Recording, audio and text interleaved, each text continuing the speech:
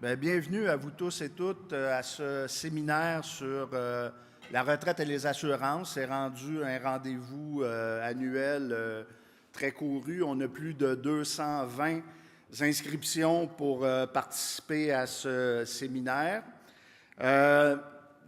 Donc, on va séparer ça en deux. Hein. Il y a 2 journées. Aujourd'hui, on va parler beaucoup du dossier retraite. Demain, on va parler d'assurance médicaments. Vous savez, on a une campagne qui est en marche sur l'assurance médicaments, une campagne qui a été lancée au mois de septembre dernier où on demande la mise en place d'un régime d'assurance médicaments universel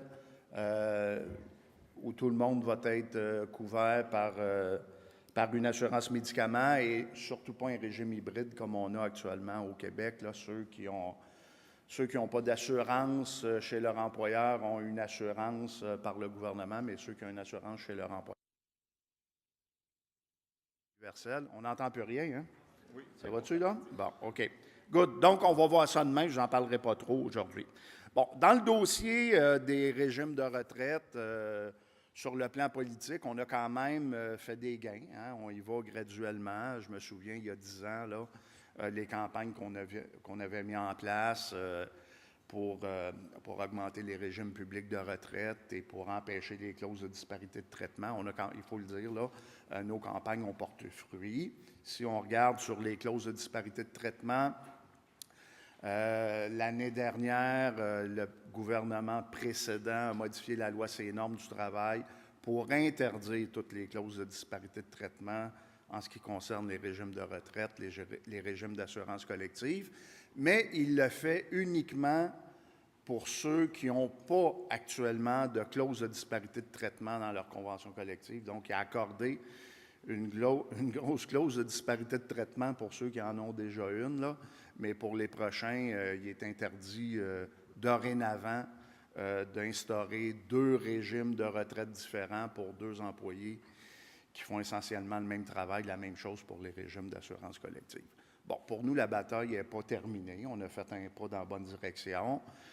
C'était dans le programme de la CAQ lors de la dernière campagne électorale et depuis ce temps-là, j'ai rencontré le ministre du Travail au moins 6-7 reprises et ils ont l'intention de rappeler la loi sur les normes du travail pour interdire toutes les clauses de disparité de traitement, y compris ceux qui existaient auparavant. Évidemment, ça ne se fera pas d'une façon sauvage. La façon dont ça va se faire, il va y avoir des mesures transitoires là, pour permettre aux partis, quand ils arrivent au renouvellement de la convention collective, de négocier un nouveau régime, soit d'assurance collective ou un régime de retraite pour s'assurer que tout le monde, pour le service futur, va être sur le même régime de retraite. Bon, on s'attend à voir ça, là, probablement, bon, pas à la session parlementaire d'ici, mais la session parlementaire de l'automne prochain, il devrait y avoir un projet de loi pour modifier ces dispositions-là.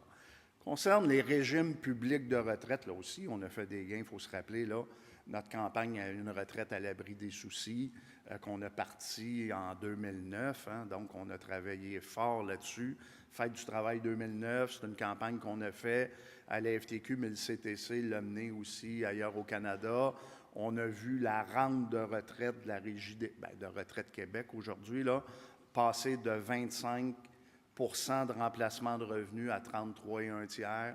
On a augmenté aussi le maximum de gains admissibles d'une façon substantielle. Donc, c'est une partie 2 de notre régime de rente du Québec qui va être pleinement capitalisé. Donc, ce n'est pas un régime de retraite qui va être payé par les jeunes générations dont vont profiter ceux qui sont sur le bord de la retraite actuellement. Donc, on doit le financer en totalité. Mais c'est une bonne nouvelle, particulièrement une nouvelle super importante pour les travailleurs et les travailleuses qui n'ont aucun régime de retraite chez leur employeur. Il faut se le dire, hein, il y a encore 6 travailleurs sur 10 au Québec qui n'ont aucun régime de retraite chez leur employeur. 40 de taux de syndicalisation, comme par hasard, il y a 40 de travailleurs et travailleuses qui ont accès à un régime de retraite chez leur employeur, que ce soit un régime à prestation déterminée, un régime à cotisation déterminée ou un régime de retraite par financement salarial. On est en mesure, dans les endroits syndiqués, de mettre en place des régimes de retraite. Et évidemment, il faut pas lâcher la serviette, là, il faut aller de l'avant.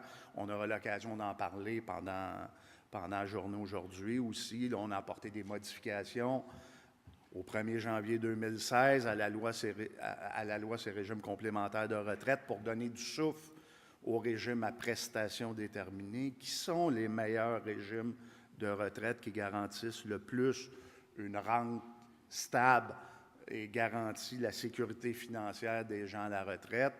On a donné du souffle en modifiant les règles de financement, en créant un fonds de stabilisation, en changeant les modalités sur les déficits de solvabilité pour ne pas que les employeurs aient à verser des cotisations d'équilibre, ce qui faisait en sorte qu'à chaque fois qu'on se présentait à une table de négociation, bien, l'employeur disait, bien, moi, j'ai plus les moyens d'avoir un régime à prestations déterminées, on doit le mettre fin pour les nouveaux employés pour avoir un régime à cotisation déterminée. Donc, je pense qu'on a bien travaillé là, au cours des dernières années pour mettre ça en place.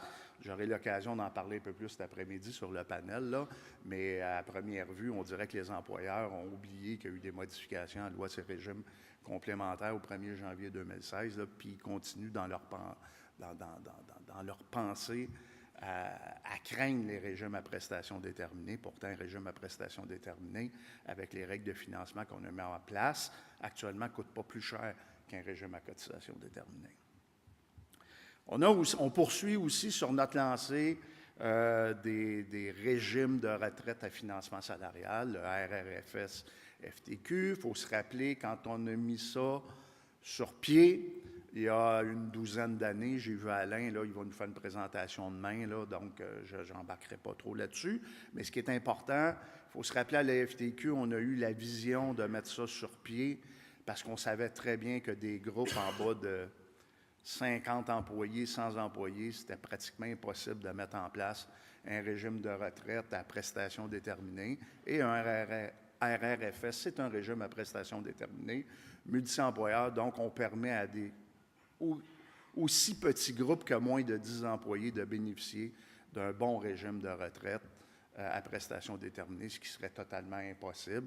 D'ailleurs, si on regarde les 10 dernières années, si je regarde les statistiques à Retraite Québec, il n'y a pas de nouveaux régimes à prestations déterminées qui ont été mis sur pied. Donc, le RRFS, on a parti ça il y a une douzaine d'années. Aujourd'hui, il y a 12 000 adhérents de mémoire, mais ça, notre ami Alain, demain, va vous dresser un portrait assez fidèle de la situation. Mais c'est quelque chose qu'on peut être fier à la FTQ là, d'avoir participé. Donc, comme vous le voyez, là, dans le dossier retraite, au cours des 10 dernières années, on a beaucoup chiolé, mais on a beaucoup avancé aussi. On a travaillé fort et ça donne des résultats. On doit être fiers des résultats qu'on a obtenus. Bon, demain, vous allez voir, il y a une journée sur l'assurance médicaments universelle, la campagne qu'on a lancée au mois de septembre et que le CTC aussi travaille dessus. Moi, je pense qu'on risque d'avoir des échos même aujourd'hui. Aujourd'hui, c'est le budget fédéral, le dernier budget avant la prochaine campagne électorale fédérale.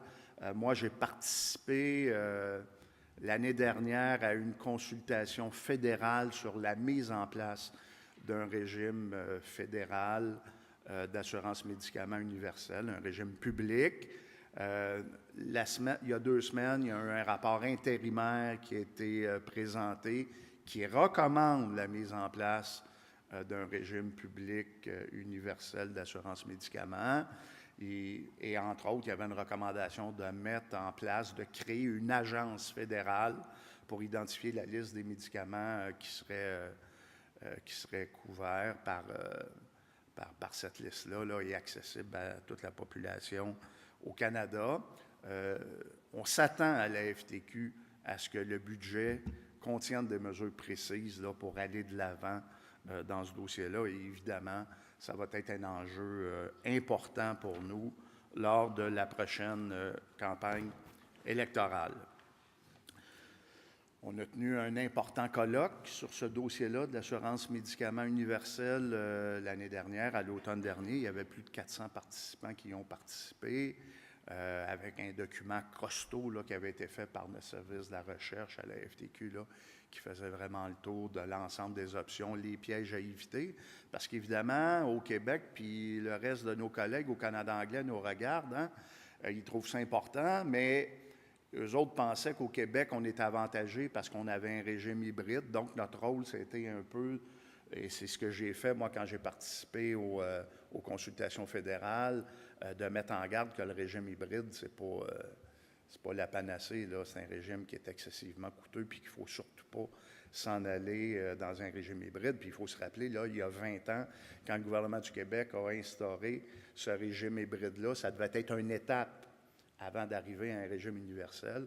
Et dans les consultations fédérales, j'étais dans le même groupe que le ministre Rochon, ancien ministre de la Santé d'un gouvernement du Parti québécois, qui avait mis en place ce régime hybride et il est venu faire une intervention au micro, dire que c'était une erreur du gouvernement du Québec de ne pas avoir instauré un régime public universel pour tout le monde. À l'époque, si c'était à refaire, il ne mettrait pas en place un régime hybride. Donc, ça a ébranlé un petit peu les colonnes du temple, là, des gens qui étaient là pour prendre des notes et des membres du comité là, pour pouvoir faire rapport. Donc, on a des bons espoirs que ça aille de l'avant.